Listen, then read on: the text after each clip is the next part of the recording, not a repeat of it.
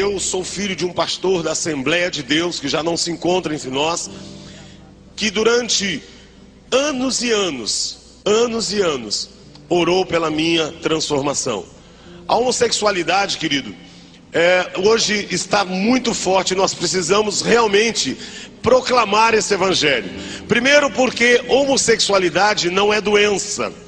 Se você falar para algum homossexual, vou te levar no médico porque você está doente, ele vai bater em você. Homossexualidade não é doença. Homossexualidade também não é terceiro sexo. Porque há uma mania agora de dizer que é transexual. Não, querido, a Bíblia diz que Deus fez o homem e fez a mulher, e os fez macho e fêmea. Se homossexualidade fosse algo de Deus, Deus teria feito o homem e a mulher e teria feito uma bibinha junto, mas não tem. E homossexualidade também não é opção, porque ninguém opta para ficar numa esquina, ninguém opta para ser chacota dos outros. Homossexualidade é demônio, e não é um demônio que você impõe a mão e expulsa, porque homossexualidade é um demônio manifesto 24 horas na vida de uma pessoa, e esse demônio só vai sair quando esta pessoa quiser. Agora, para que isso aconteça, eu e você temos que praticar a palavra de Deus. Amar a Deus acima de todas as coisas e ao teu próximo como a ti mesmo. Se hoje eu estou aqui, é porque eu conheci o amor de Deus dentro da minha casa. Agora, querido, nós precisamos tomar muito cuidado, porque a homossexualidade entrou na minha vida aos 3 anos e meio de idade. E nesse momento você deve ficar perguntando: como é que pode uma criança com 3 anos e meio se tornar homossexual? Quero dizer para você que na Bíblia diz que o ladrão veio senão para roubar, matar e destruir. Talvez ele não tenha conseguido tocar na sua vida, mas quem esteve ontem à noite ouviu o que nós precisamos. Nós precisamos de retaguarda, nós precisamos cobrir a nossa família em oração, precisamos estar em todo o tempo guardando a nossa família. E a homossexualidade entrou na minha vida aos 3 anos e meio de idade, quando um homem de 33 anos começou a me usar sexualmente. E pasme, este homem comia na mesma mesa em que o meu pai comia. Hoje, querido, há um modernismo no meio do povo de Deus. Você pergunta para o irmão: onde é que está o seu filho? Está dormindo na casa de um amiguinho. Onde é que está a sua filha? Está dormindo na casa de uma amiguinha. Queira saber quem são os amiguinhos do teu filho. Queira saber quem são as amiguinhas da tua filha. Queira saber quem são os pais deste amiguinho, porque o filho que você tem nos teus braços, ele não é seu. Ele é a herança que Deus te deu. E um dia você vai ter que prestar contas a ele. Mas em 1964, como é que eu poderia dizer ao meu pai, sendo que o amigo dele mesmo dizia: olha, este é o nosso segredo, se você contar para o seu pai você vai apanhar e ele não vai acreditar. E meu pai, assembleano, daqueles que não podiam ter nem televisão, você imagina como é que era a cabeça do meu pai. E nós morávamos no mesmo quintal, e este homem todos os dias quando chegava, ele dizia: seu Expedito, eu trouxe um carrinho para o Paulinho, posso levar ele lá em casa? E aí ele levava lá em casa e usava e abusava. Até os 7 anos de idade, este homem usou e abusou da minha vida. Aos 7 anos de idade, nós ganhamos uma casa. Deus abençoou o meu pai, e aí nos deu uma casa, e nós mudamos de casa. Eu confesso que eu achava que aquele homem não fosse mais tocar em mim, mas aquele demônio chamado homossexualismo já estava na minha vida. Mas não demorou muito, uma semana depois que nós mudamos, aquele homem foi fazer uma visita na nossa casa. E quando ele entrou, meu pai começou a mostrar a casa que nós estávamos morando. E meu pai dizendo: olha, tudo isso aqui foi Deus quem nos deu. Deus me abençoou, Deus nos deu uma casa nova. E eu confesso, estava muito feliz, porque nós morávamos num cortiço, em 2 cômodos, em que o banheiro era fora. Agora eu estava morando numa casa onde eu tinha meu quarto, onde eu tinha banheiro dentro. Para mim era tudo novo e era maravilhoso. E aquele homem começou a olhar. E de repente ele falou: sabe, seu Expedito, eu aproveitei para passar aqui e ver a sua sua casa, mas é que eu também estou indo trabalhar na minha marcenaria e hoje é feriado, todos os funcionários estão de folga. Será que eu posso levar o Paulinho comigo até a marcenaria para mim não ficar sozinho? E meu pai inocente dizia, pode levar. E lá aquele homem começou a usar, lá aquele homem, ele molhava o dedo na cerveja, colocava na minha boca, lá aquele homem molhava o dedo na pinga, colocava na minha boca, tirava o cigarro, colocava na minha boca e me ensinou a acender cigarro e muitas outras coisas. E desse dia em diante, todo final de semana este homem passava na minha casa e me levava para essa marcenaria. Até os 10 anos de idade ele foi usando a minha vida. Até os 10 anos de idade, quase que diariamente ele passava ali sempre para me ver, mas no sábado ele me pegava e me levava até aquela marcenaria. Aos 10 anos de idade, quando eu terminei o primário naquela época, eu lembro que eu já estava tendo algumas opiniões e eu já não era também tão masculino quanto o Paulinho que meu pai registrava. E eu lembro que quando eu passei para o ginásio, eu dizia, aquele homem não vai tocar mais na minha vida não. Mas agora eu queria ter experiência com novas pessoas. E eu, queridos, fui para a escola, primeira série do ginásio. E eu lembro que quando eu entrei na escola, aquilo cheio no pátio, todo mundo correndo. E eu ali, tímido, ainda assustado com tudo, era tudo novo para mim. E um rapaz que devia ter 16, 17 anos no máximo, não passava disso, ele começou a me olhar. E durante os 10, 15 dias primeiros de aula, ele começou a me olhar. E ele, quando percebeu que eu estava envolvido no homossexualismo, um dia ele parou na minha frente e disse, olha, eu preciso te falar algo. Se você começar a tomar hormônio agora, você vai ficar uma mocinha. Você vai desenvolver os teus seios, você vai ter corpo roliço, você não vai ter barba, o teu cabelo vai crescer. E quando você tiver com uns 14 anos, ninguém vai dizer que você é homem. Na hora eu gritei com ele, disse, para com isso, menino. Eu sou filho de pastor, você acha que eu vou fazer uma coisa dessa? E ele todos os dias, dos 11 anos até os 12 anos e meio, todos os dias ele me encontrava no pátio, ele dizia, se você tomar hormônio, você vai ficar uma mocinha. Sabe, queridos, ontem eu estava prestando atenção sobre o que o pastor Ciro estava dizendo, e é uma verdade. Há momentos que você parece que o inimigo te deu trégua, mas não é. Ele está armando outra cilada e você precisa estar ali firme. E todos os dias ele foi falando, e eu não consegui. Até que aos 12 anos e meio, um dia ele parou na minha frente e disse, eu não vou te falar mais. Um ano e meio depois, ele tirou do bolso uma cartela de comprimido e falou, eu trouxe o remédio para você. Sabe o que a Bíblia diz? A Bíblia diz, resistir ao diabo. É, querido, mas eu era simplesmente um filho de crente que não gostava de crente. Eu era simplesmente um filho de crente que não gostava de crente. E como é que eu poderia resistir ao diabo? E eu lembro que quando eu peguei aquela cartela, eu falei, você acha que um comprimido vai mudar a história de alguém? Sabe, hoje há muitas pessoas dentro da igreja querendo provar muitas coisas que não deveria provar. A Bíblia diz, resistir ao diabo. Não diz para você desafiar ao diabo. Tem muita gente dentro da igreja dizendo, não, eu vou experimentar, vou tomar só um pouquinho, mas quando eu quiser parar, eu paro. Querido, cuidado. Há muitos jovens dentro da igreja falando, não, mas eu vou para a balada, mas eu sei que eu paro a hora que eu quiser. Não brinque, porque ele bate forte. Não brinque. Tem muita gente dizendo, mas é que Deus tem uma obra na minha vida e eu preciso ter um testemunho forte. Querido, não queira ter um testemunho forte. Não queira. O maior testemunho que eu conheci na minha vida não é o meu, mas é de alguém que nasceu num lar cristão e nunca o diabo tocou. Esse foi o maior testemunho que eu ouvi na minha vida.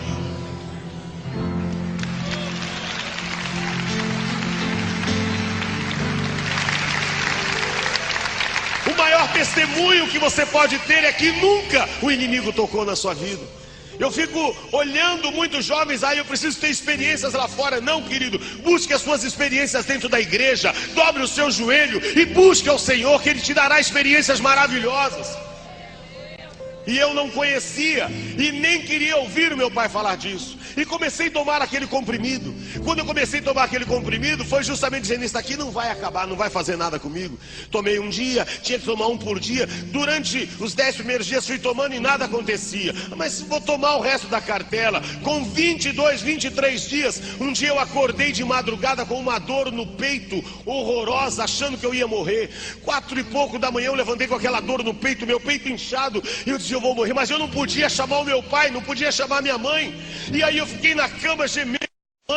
E aí eu fiquei na cama gemendo. E ali falava, ai, o que vai acontecer? Quando deu 6 horas da manhã eu levantei, tomei um banho. 7 horas eu entrava na escola. E eu lembro que eu fui para a escola cego. Eu só queria ver aquele moço. Quando eu cheguei na escola, eu vi. Quando eu vi, eu voei em cima dele. Disse, o que você fez comigo? Eu vou morrer, o meu peito está doendo. Ele falou, calma, Paulinho, calma. Falei, mas você está muito inchado, eu vou morrer. Ele falou, não, o que você está sentindo não é isso, não virou uma pedra no seu peito. Eu falei, é. Ele falou, mais 2 dias, vai estourar essa pedra e aí o seu seio vai começar a desenvolver.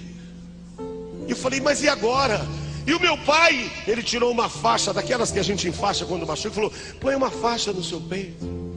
Sabe, queridos, tem jovens dentro da igreja que saem para balada.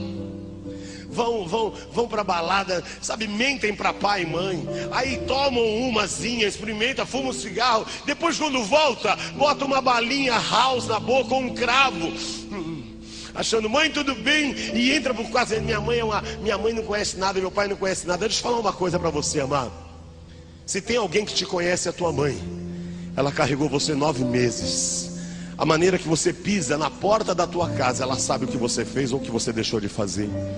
De pai e mãe a gente não esconde nada, não. E eu fiquei muito assustado, porque eu comecei a enfaixar e comecei a ficar rebelde. Meu cabelo começou a crescer. E dos 12 anos e meio até os 14 anos eu fiquei um péssimo filho. E aos 14 anos eu ganhei o primeiro presente de Satanás.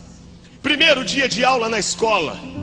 Quando eu cheguei na escola, 1 ano e meio depois, na divisão de classe, quando começou, todo mundo achou sua classe, a professora começou a fazer a chamada. E ela foi chamando um por um. Quando ela chegou no meu nome, disse, Paulo Sérgio Urias. Eu levantei e disse, presente, professora. Ela falou, cala a boca, menina, eu não estou falando com você. O rapaz disse, não é menina não, é homem. Aí foi aquela bagunça na sala de aula. Ela pediu para que chamasse a diretora. A diretora entrou na sala de aula e estava aquele alvoroço. A diretora disse, o que é que está acontecendo? A professora disse, Dona Odete Pisapia, que era o nome da diretora da minha escola em Osasco, disse, como é que eu vou dar aula para essa pessoa? Eu não sei como lidar com essa pessoa. Eu não posso mandar fazer educação física com os homens, porque não é homem. Eu não posso mandar fazer educação física com as mulheres, porque não é mulher. Eu era um ET no meio da sala de aula. A diretora disse, Paulinho, pega o seu material. Quando eu peguei o meu material saindo da escola, saindo da sala de aula, aquela sala de aula dela começou a gritar, o que você já sabe que todo mundo grita na rua. E eu fui saindo e aquela gritaria, e a diretora na minha frente, eu fui subindo. Quando eu cheguei na sala da diretora, ela sentou, olhou para mim e disse, Paulinho, tudo o que eu podia fazer por você, eu fiz. Mas agora eu não tenho mais condições de te ter aqui na escola. Eu estou te convidando a se retirar da escola. O pecado pode ser bom, mas o salário dele é a morte. Há caminhos que aos nossos olhos parecem ser bons, mas o fim dele é trevas. Peguei o meu material, fui saindo da escola. Quando eu botei o pé para fora do portão da escola, eu disse, o que eu fiz com a minha vida? Aí que eu fui ter consciência daquilo que eu estava fazendo.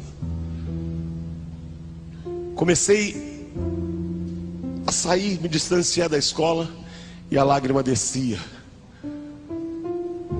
porque eu sabia que eu tinha plantado uma semente errada e que agora eu ia começar a colher. Comecei a chorar porque eu falei, se na escola não me aceitaram,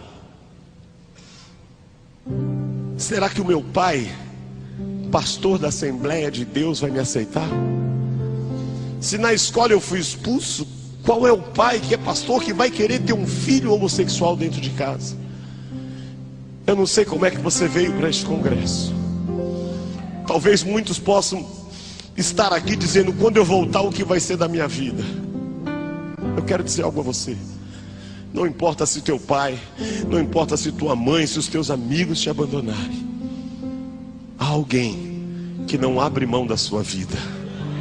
Chama-se Jesus Cristo. Quando eu cheguei no portão da minha casa, aí o meu coração disparou. Porque agora eu ia ter que contar para minha mãe e para o meu pai o que é que estava acontecendo. Eu entrei pelo quintal do lado, e quando eu fui entrando, quando eu passei pela janela da cozinha, eu vi minha mãe, minha velha e boa Dona Maria. Vou dizer algo a vocês. Depois de Jesus, a pessoa mais importante da minha vida é a minha mãe.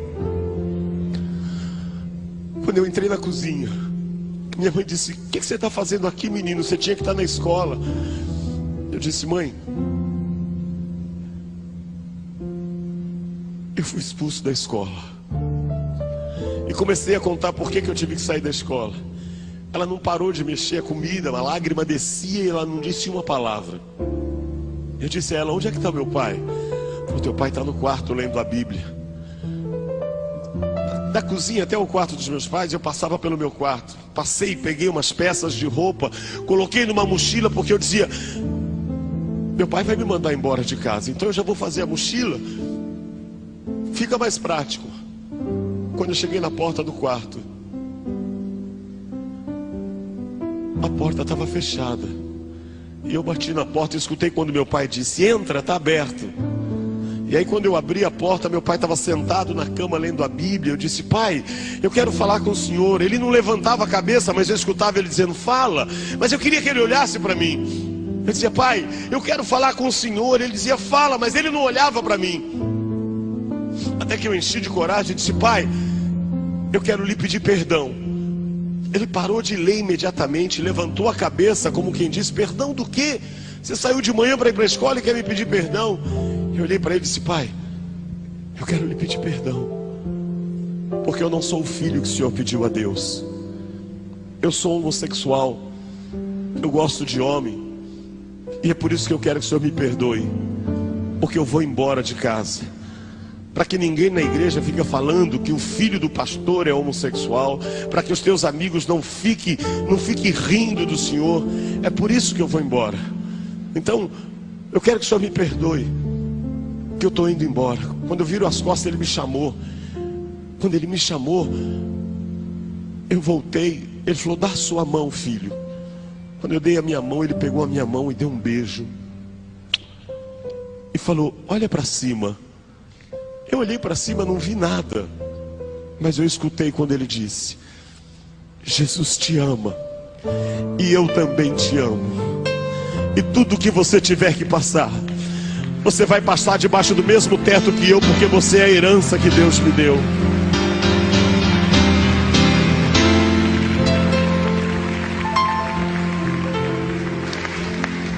Sabe, irmãos, a gente não consegue entender o amor enquanto você não conhece a Jesus. Eu fico imaginando: que homem é esse que era o meu pai, que eu vou dizer para ele que sou homossexual, que gosto de homem, que vou embora, ele dá um beijo na minha mão e diz: Jesus te ama, e eu também te amo. Ou seja, não importa qual seja o teu problema, eu não abro mão de você. Não importa o que vão dizer, você é a herança que Deus me deu, e eu não vou abrir mão de você. Sabe, amados, nós precisamos rever os nossos conceitos. Nós precisamos rever os nossos conceitos cristãos. Nós precisamos viver esse amor, não só falar desse amor. Eu fico olhando hoje muitas coisas acontecendo. Nós olhamos dentro das igrejas, os jovens pulando, saltando. É gente dizendo: não há Deus maior, não há Deus melhor. Mas em casa, é filho que não fala com a mãe, é filho que não fala com o pai.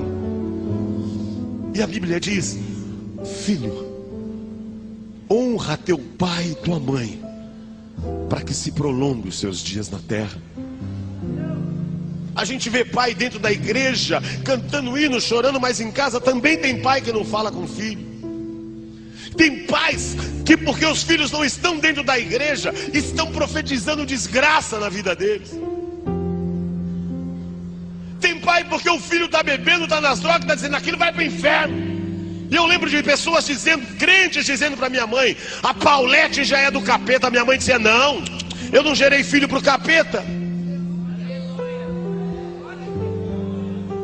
Sabe de uma coisa, queridos? Quando os meus pais chegavam da igreja, o meu pai falava para minha mãe: Maria, cadê o nenê? A minha mãe dizia: Expedito, o nenê já foi. Meu pai chegava às 11h30 da noite da igreja.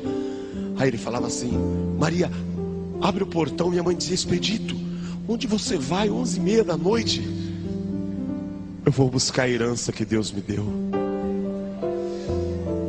Sabe de uma coisa? Já imaginou um pastor? Porque Deus ainda tirou meu pai da Assembleia de Deus e levou para Deus e Amor.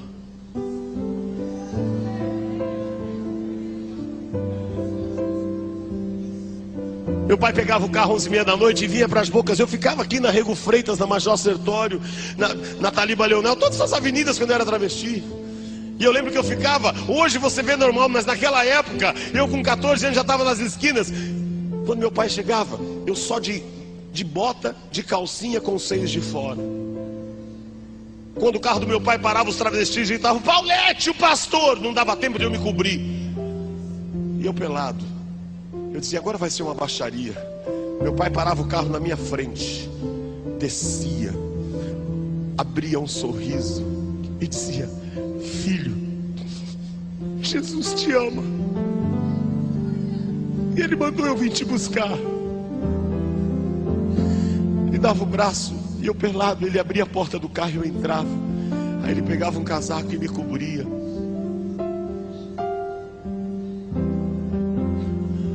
Quando ele entrava no carro, eu dizia: agora ele vai falar tudo que eu precisava ouvir. Ele sentava no carro e dizia: eu tenho certeza, filho, que Deus vai te levar a nações. Eu tenho certeza que Deus vai te usar muito, porque todos os dias quando eu dobro o joelho,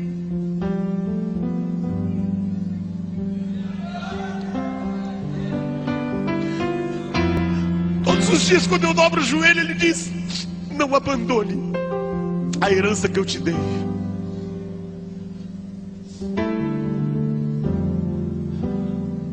Sabe, amados, eu descobri uma coisa: eu tive o melhor pai do mundo, mas uma pena é que eu só vim saber disso quando eu me converti. Quando eu me converti, ele não estava mais aqui. Muitos riam do meu pai e diziam: seu Expedito, e o seu filho? Meu pai dizia assim: meu filho ainda vai ser muito usado por Deus. E as pessoas riam.